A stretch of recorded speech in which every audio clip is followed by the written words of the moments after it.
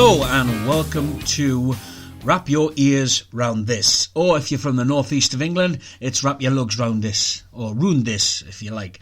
Welcome. This is our first podcast, one of many, we do hope, and today we're mainly going to be talking about all things Edinburgh Fringe related. Yeah, the Edinburgh Fringe Festival kicks off in August, very exciting time. So we're going to be talking about things that are on there that I'd like to see this year. We're going to be talking about my experiences of the Fringe as a performer, as a reviewer, and just as a general punter really. And also we have a guest that we're going to speak to a little later on, Stacy Walton of Walton-Gunn Productions, who has a play up at Edinburgh this year. So yeah, we're going to have a little chat to her. So let's kick things off.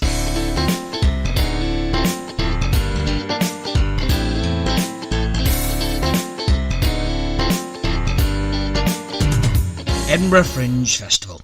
So, I spent a few years as a performer at the Fringe Festival.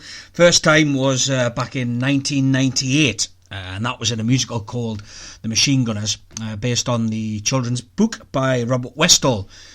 Carnegie Medal winning author there.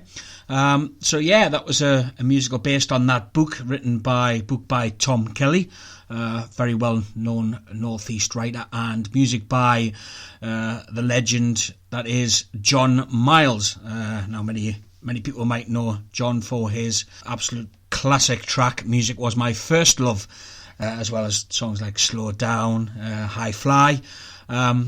Spent many years as the musical director for Tina Turner, as well as writing for legends like Joe Cocker and such. So yeah, that was the team behind it. I was part of South Tyneside College at the time, and we were lucky enough to take that musical up to the Fringe, to the Assembly Rooms, one of the most prime venues you could get at the Fringe. So I think it was a cast and crew, about 30 of us in that musical back in 1998, and that was I think most people's first time at the Fringe Festival, knowing about the Fringe Festival. So we were all like fresh-faced teenagers at the time. I think I was 18 back in 98. Yeah, 18, 19 that year. So yeah, it was a real eye-opening experience for us all, I think. And what was more eye-opening is the fact that it's so hard to get an audience at the festival. So we had a cast of 30, and a lot of the times we had an audience of about 4, which I think the general rule in theatre is if there's more of you in the cast than there's in the audience, then the show shouldn't go ahead. But hey, what the hell, we were having an absolute blast doing that show, and the audiences that did come and see it absolutely thoroughly loved it. We got some absolutely great reviews, but unfortunately we didn't get the audiences that we possibly should have. But nevertheless, we had an absolute ball. But yeah, we did experience the Fringe as well as not just the pubs. I mean, we all went to see some great pieces of theatre back then in 1998. I think one of the ones that stuck out for us as a group most of all was played by Pip Hutton, who is a bit of a Fringe legend, and he had a play called Adolf, the Fringe Festival at the time, and that was the first time we saw that, and we've seen it a few times since, a couple of us from that original Machine Gunners cast, and it's one of those outstanding pieces of theatre that just managed to slap the audience in the face and get reactions that you've possibly never seen in theatre. I remember talking to Pip after one of the shows, and he told us the story about how he did the show in Berlin and someone came on the stage and smacked him in the face. So yeah, it was one of those shows that really did cause a bit of a stir. But what a show, what a show. And so yeah, that was the very first time I experienced the Fringe Festival, and what a time to experience it as well. And we had, we were all 30 of us friends, young and enthusiastic, and we went for it every single day. We didn't care that there was only 4 people in the audience. We were loving it. We were absolutely loving it. Just killing it every single day.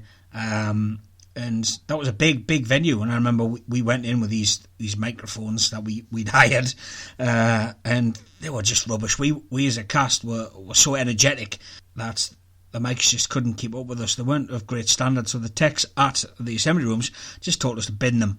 And we ended up doing it without mics in a big, I think it was a 700-seater venue. We did just fine. So yeah, that was a cracking experience. First time. Second time, I returned to the Fringe in a play called Dangle in the Dust. It's written by Ken Ray, who again is a well-known writer in the Northeast. He co-wrote The Machine Gunners with Tom Kelly. And his newest play, Butcher's Bill, is currently touring the Northeast, which I'll talk about a little bit later on. So Dangle in the Dust was a rugby-based play with a little hint of Faust. So it was about a young rugby player with the temptations of enhancing drugs, get ahead in the game of rugby. He's tempted by this physiotherapist, promises him that if you take these drugs, you'll get everything that you dream of, but you might only have a few years of fame. And it was a very, very gritty play. It had darkness, but it had humour as well. A lot of nudity as well, which came to my part. My small part, should I say. So it was a weird piece. I remember reading it on the page for the first time and thinking, God, it's just the weirdest mix of styles that I think I'd ever read at that time. Again, I was still very young, so it had these classical elements to it, and it had very contemporary moments in it, and such a contemporary sport as well. And the humour was very, very current and relevant. So it was a nice little mix, and it was a three-hander. So we had a lot to do as a cast, and it starred myself as a character called Einstein, Ian Cunningham as John Foster, and Darren Palmer as Lou Schiffer, and Darren also directed it. So yeah, we took that play to the Fringe, and we ran at the Roman Eagle Lodge, which I believe is now one of the C venues at the Fringe, just behind the castle. And we had a great time with that. Again, at one time I think we had our writer Ken Ray in the audience and a reviewer sat next to him, and there were also the two people in the audience, and obviously neither had paid. So again, I think we just didn't give a shit, really. We wanted to be there. We wanted to experience this, and as an actor, it's just what you want. You want to be on stage. You want to be performing new work. And you want to be going out there with something new. New writing is just. I understand people want to do the classics, but myself personally, I love doing new work, slapping people in the face with things that they've never seen before, and seeing those instant reactions. That's what I love, and that's what it was with Dangle in the Dust. So again, yeah, we had a fantastic time. Some of the best years of my life performing at the Fringe. So I look on those with great fondness, and I miss them. I will always miss them. But then came an opportunity to become a theatre reviewer a few years after that for a British theatre publication. I won't name names, no product placement here. So that was the great chance to delve deeper into what the Fringe actually is and has to offer, because as a theatre reviewer, you get to see things for free at the Fringe. So I was able to see a lot more than I could as a paying customer.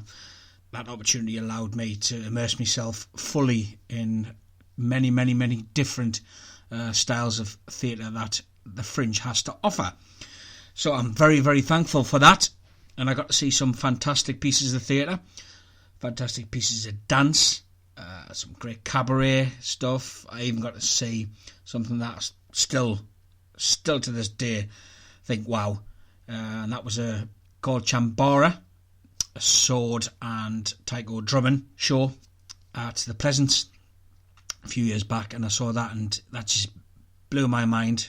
As a big fan of Asian culture, Asian movies, the martial arts, that was just something else that really did rate highly on my list as a reviewer back in those days. But yeah, that was just one of the things that I probably wouldn't have got the chance to experience as much as a paying customer, as an audience member in Edinburgh. So that's the great part of having that opportunity as a reviewer.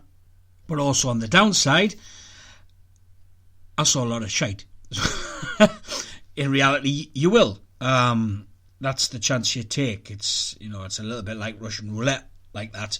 At the Fringe, you will come across some great gems, and you will come across some absolute stinkers. But as a reviewer, it's a bit harder to just walk out on those shows if you don't like them. So you still have to stay there. You still have to put your review in, good or bad. So yeah. Don't get us wrong. That is the beauty of it, and I enjoy it. I fully enjoyed seeing the stinkers and coming out of that show and going, wow, what did I just see? I was sat there in a cave on school chair seats watching a play about absolute nothing. But it's a talking point. You leave that theatre, you go and you go talk to someone. You may sit in the Pleasance courtyard and just chat to other reviewers or companies or actors or just general public, and you have these conversations and you try and find out who saw the biggest stinker of the week, and that's all part of the fun, because at the Edinburgh Festival there's thousands upon thousands of shows. As I mentioned before, it's a struggle for any company, any performer, to get the audiences in, and it's a struggle to get reviewers in as well. So you need to do anything you can to catch those reviewers, attention, and get them in. And some things caught my attention, and they weren't exactly what they said on the tin. Some things I just stumbled across by chance, and they turned out to be an absolute delight to watch. And some of those performers and companies I still follow to this day and still follow their work. So that is the joy of being a reviewer. So yeah, dead thankful I got to experience that for a few years. But as a reviewer, you do get some stick. Companies will not like what you've said about their piece, or performers might not like what you've said about their performance, but that's the nature of this business. Critics are there to criticise, and that's what I would do as a critic. A lot of critics out there don't really do that. They just basically they tell the synopsis of the piece, and at the end they'll just say, I thought it was good, or I thought it was bad. That's not helpful to anyone. As a performer, as a writer myself, I live for constructive criticism, and that's what you need to get from a theatre critic. Some criticism so you can hone your work, hone your craft. You can go away and rewrite and rethink and rejig. But some people don't like that, and they come out at you all guns blazing, threatening to slap you in the face, kick your ass, and shit through your letterbox. So yeah, that's what you're open to as a reviewer. Now I don't do that anymore, but it was a good time. It's a good time. Very different from being an audience, just general audience member, which again I love. I went up to the Fringe with various friends over the years, a few of them who've never been before, so it was nice to show them what the Fringe is and see them as first timers. Just to walk down the Royal Mile on a Fringe day, see thousands upon thousands of people filling that street, walking up and down, people handing out flyers, people performing. You've got companies singing songs from their musical, you've got circus acts, you've got the woman who's the most tattooed woman on the planet. I think she still holds that record, and she's always there. So seeing people's faces, just wide-eyed, mouth open, experience that Fringe for the first time, it's just amazing. Absolutely love it. And for those who don't know the Fringe, I know I've rambled on about it for God knows how long now. It's the biggest arts festival in the world. I mean, it's huge. It's huge. It takes over Edinburgh for the whole of August. We have thousands of performers, thousands of shows, over 300 venues, I think now is the latest count. So that just goes to show how massive it is. I think last year it was over 2 million tickets sold. So huge. And it's great to see venues that aren't venues. You know, you can go to somewhere. It can be a village hall. It can be a cave, which I mentioned before. It can be the corner of a pub. It can be a lift on a piece of grass. You know, I've seen that at the Pleasance. It can be in a taxi, you know, in the back of a taxi. That's also been a venue for a show. A caravan. So any space that can house a venue in Edinburgh basically becomes a venue. Same with bars and cafes. You know, if there's a plot of land, if there's a patch of grass, there'll be a pop-up bar. There'll be a cafe. So every part of the city is just involved.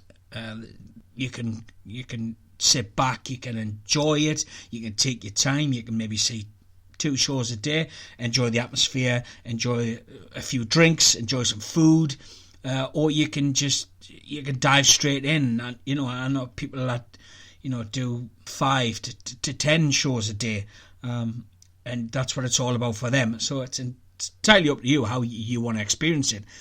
But I just love it. It's one of my favourite places on the planet, and I mean that. Just amazing. So, if you haven't been before, please do. Get yourself up there from the 1st to the 27th of August this year. Yeah, go experience it. Largest arts festival in the world. Now, I've told you a little bit about my experiences of the festival in a nutshell. I'm going to talk about things that are on this year and that I quite fancy seeing. So, yeah. My little list of what to see.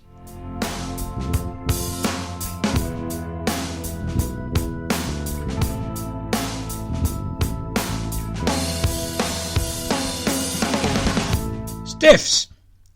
Yes, Stiffs. First show I want to talk about at the Fringe. Now, Stiffs is an absurdist comedy by Marcus and Wilhelm.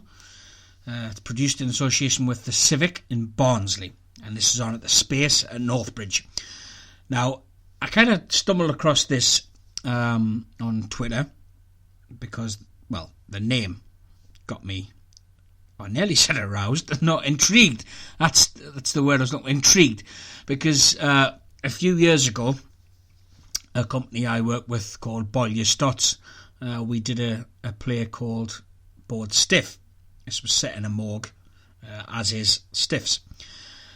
Now, Bored Stiff's premise was 2 mortuary workers lose some body parts while at work, and with the help of their rather foolish friend that always tries to turn up and mess up their day, they go on a big search for this missing limb, and all hell breaks loose in this morgue.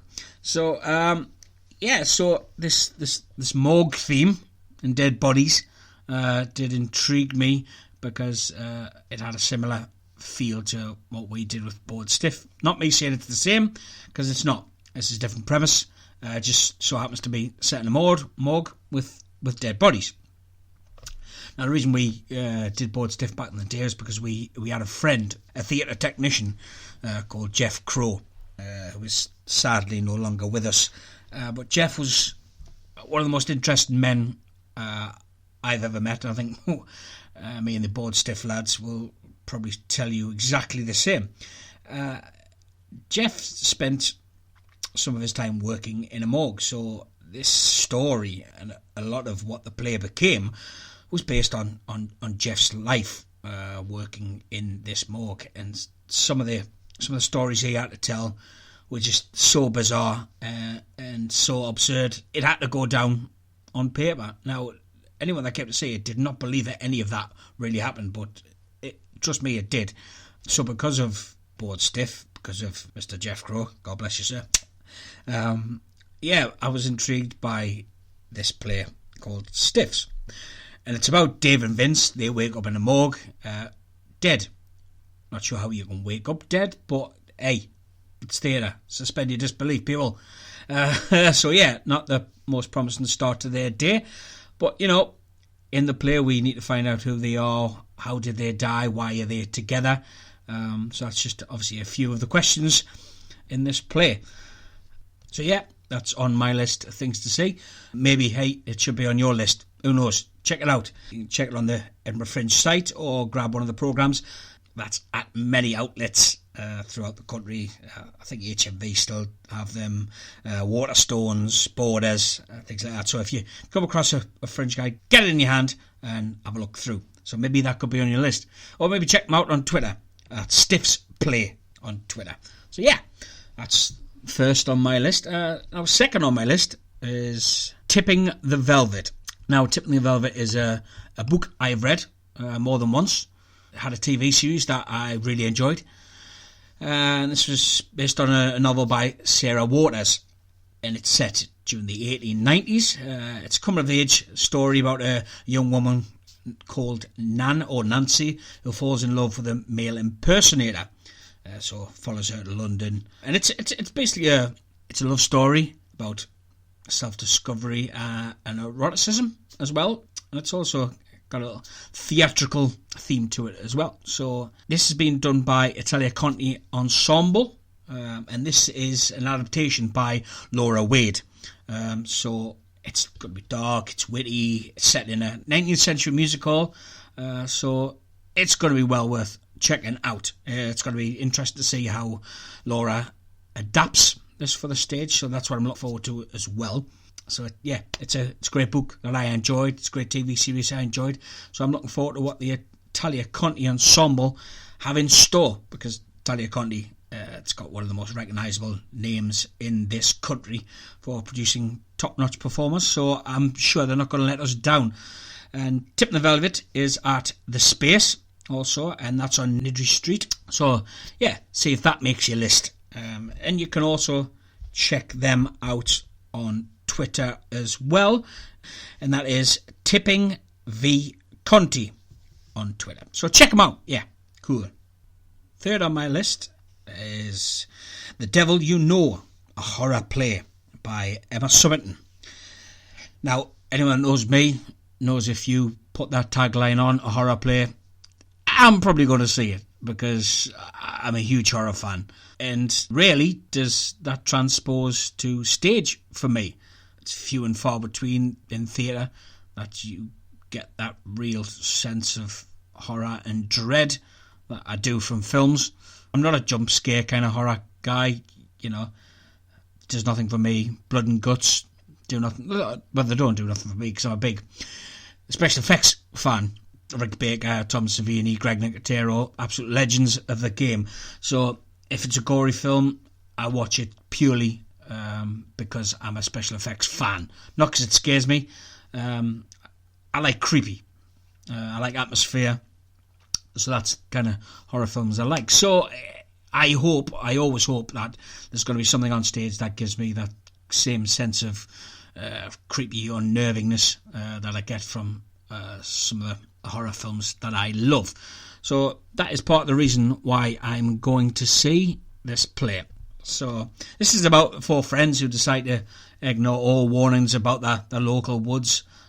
You know, who wouldn't? So they're often there to, you know, get meddled in with some demonic forces in the hope to create a film about their local urban legends. But obviously, things go awry when they find out what actually haunts the woods.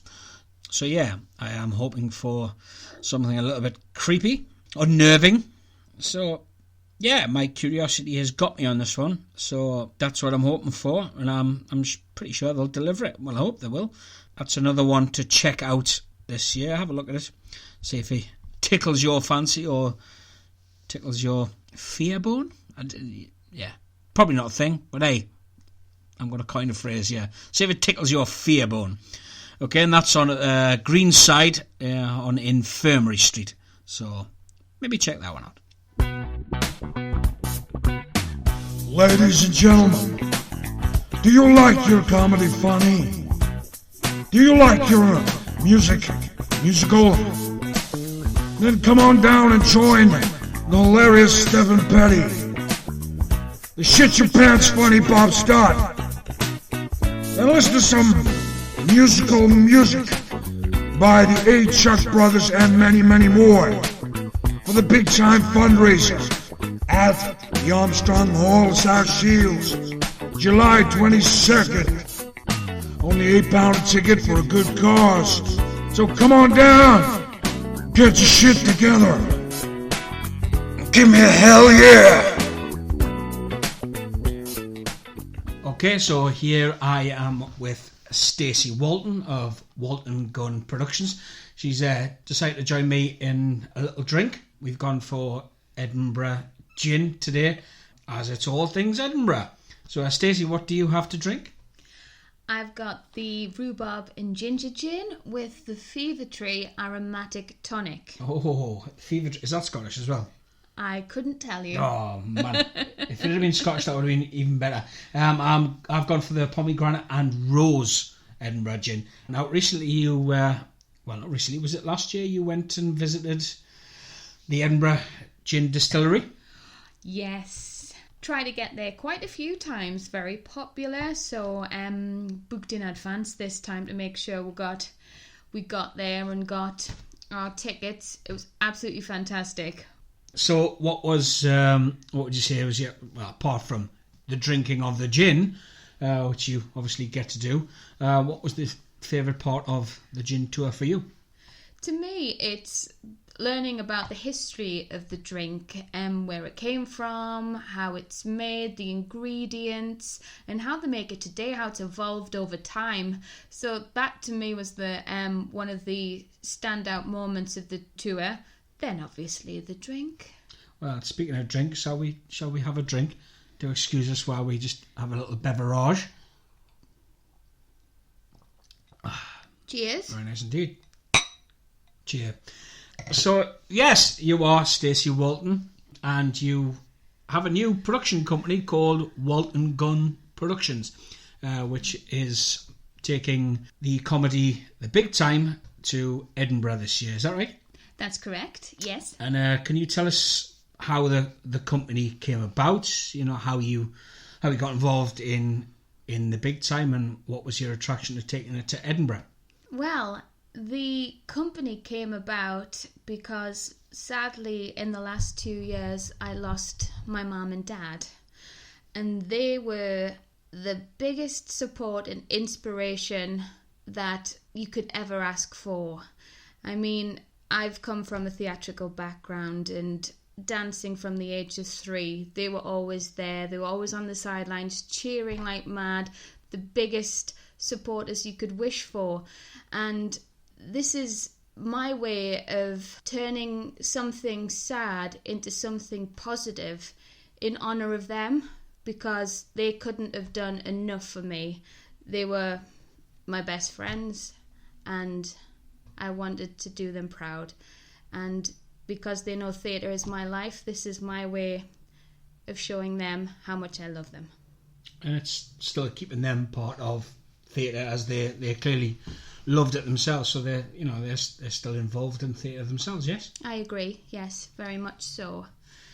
And we're very much into nurturing writing, new writing and local writing, and that's what attracted me to The Big Time, and taking that up to Edinburgh and showing everyone exactly what new writing from the Northeast is made of.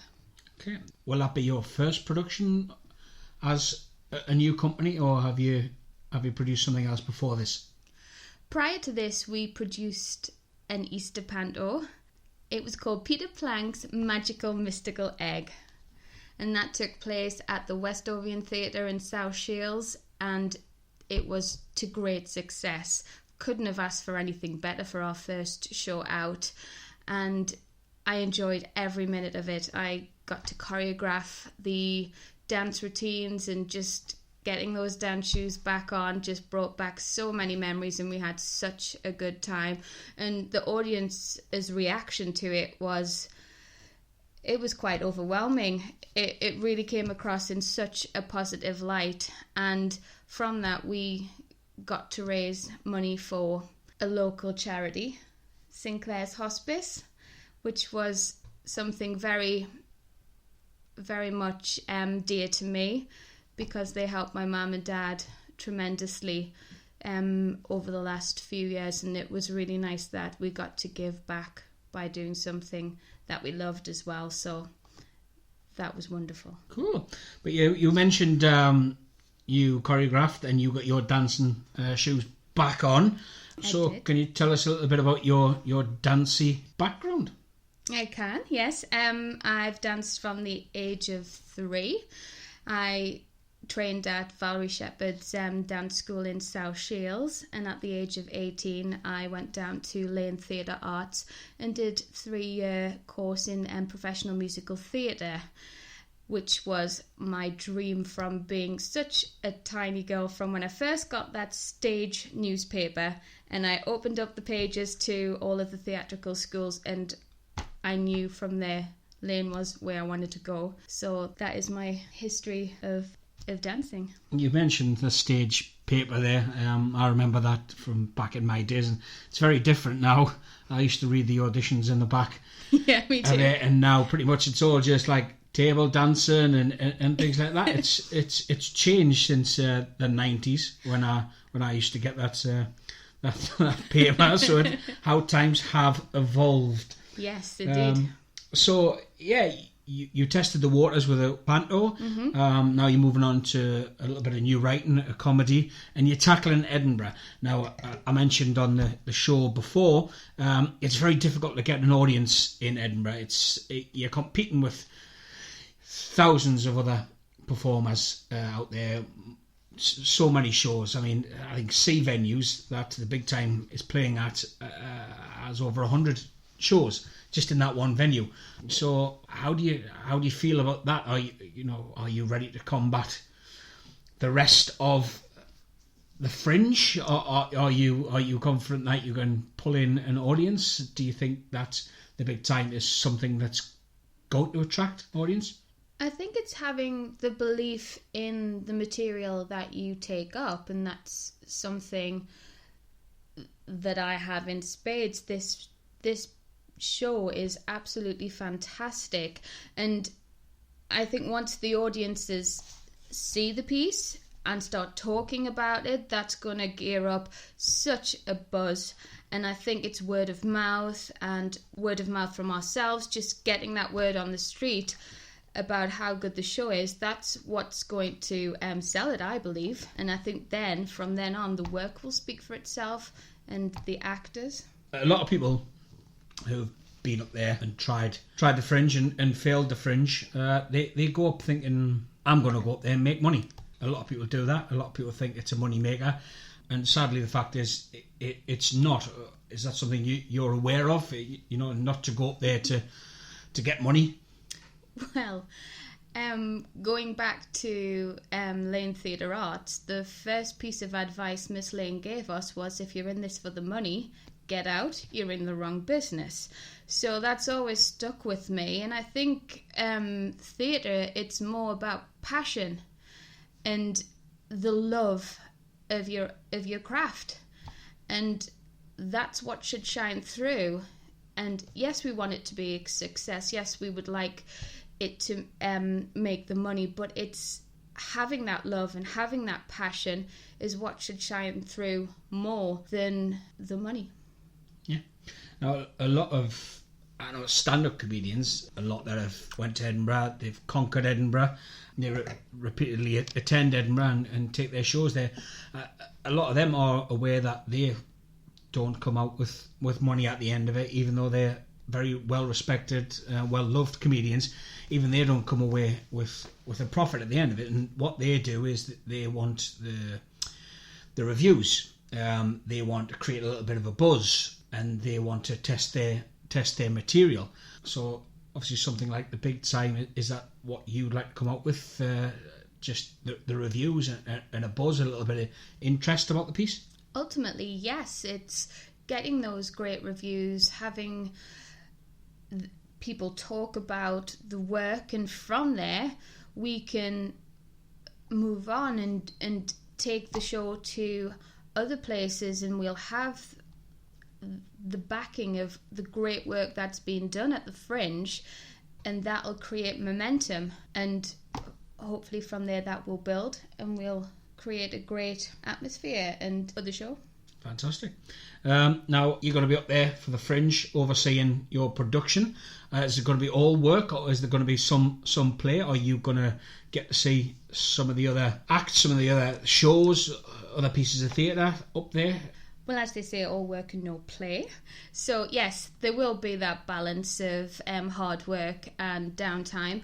And looking through the brochure, there is so many wonderful shows that are set to perform there. And I think on my first look through, I think I had about 50 that I wanted to see. That's a lot. That's a lot. So you need to fit time for some Edinburgh gin. Yes. Yeah, but by the way, we're not sponsored by Edinburgh Gin. Can't forget the gin. Yeah, product placement again. Oh yes, so many wonderful shows. The first one that stood out for me that I've written down first is Don't Tell Me Not to Fly, which is on at Underbelly, and it's your female leading West End ladies. I mean, what more could you ask for in a show? Just strong voices coming together singing fabulous songs, and I'm hoping there's songs that you don't hear of as much. So I mean, my personal favourites from younger years were the likes of your Jekyll and Hyde and your Scarlet Pimpernels, so I'm hoping there's at least something from there. Not just your On My Owns from Les Mis. From Les Mis. That we do get to hear a little too often. Overkill. So is there a specific number that you're hoping that... I mean, ask yourself to pick your favourite musical theatre number, and it's like picking a needle from a haystack, but definitely Someone Like You, or you see I Like Now When the Rain Falls, but that was from the Scarlet Pimpernel, the concert version, which is not heard of as much these days. It was their first sort of try at the musical, and I love that song. I used to sing that at stage school. It was a lovely song, so I'm hoping something like that, songs that aren't heard of as much. Yeah, so you're hoping for a few surprises. Yes. In that show. Forgotten songs. Oh, yeah. So that is Don't Tell Me Not to Fly, and that is Assembly... No, that's on Underbelly. Sorry, Underbelly. The next one I think you're going to talk about is at the Assembly, is that right? Funny enough, yeah. Funny enough. So let's move on to that. It's iconic. So that one is A Brief History of Drag. Reason being for wanting to see that show is I'm a little bit late to the party, but I've recently discovered RuPaul's Drag Race, and it's the best thing since sliced bread. Do you eat bread? Are you allowed carbs? No, not on this diet. So it is better than bread? Most definitely. Yeah. I can honestly say I'm a big RuPaul's Drag Race fan. So you're hoping for a funny, musical, shady history of drag in this show, yes? Informative yet hilarious, yes, of course. And that is on at the Assembly Checkpoint. Yes. Correct. Yes. And that runs. Is that pretty much the whole festival, 1st till the 26th? Yeah, pretty much. Yeah. So quite a selection of dates there. So I'm sure I'll be able to squash a performance in there to go and see.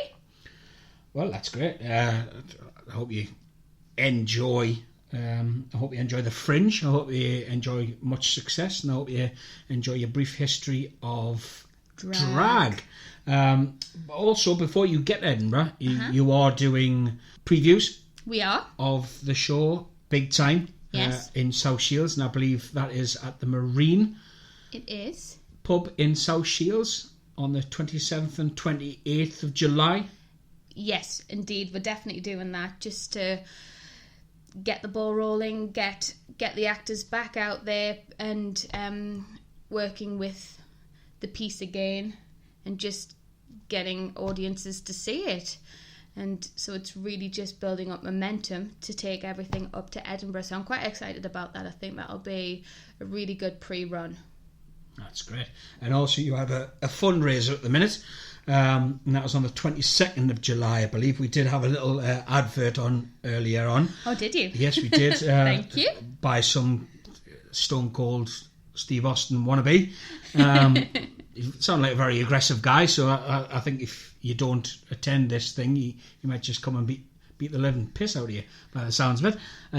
So Interesting. yeah, that's on the 22nd of July at the Armstrong Hall, Yes. I believe. Tickets are £8.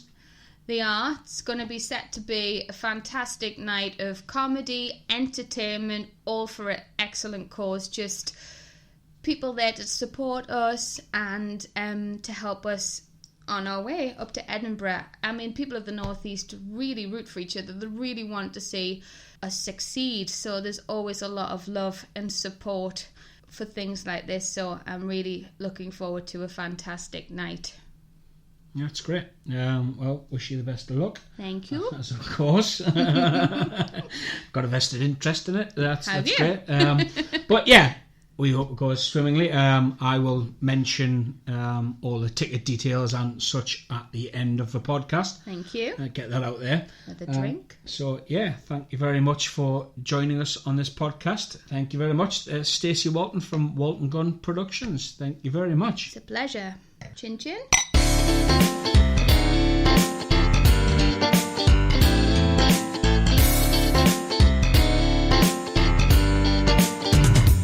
So that was my interview with Stacy Walton of Walton-Gunn Productions. Thank you very much, Stacy, for allowing me to interview you. And, of course, thank you for joining me in a little beverage, which was very, very nice indeed.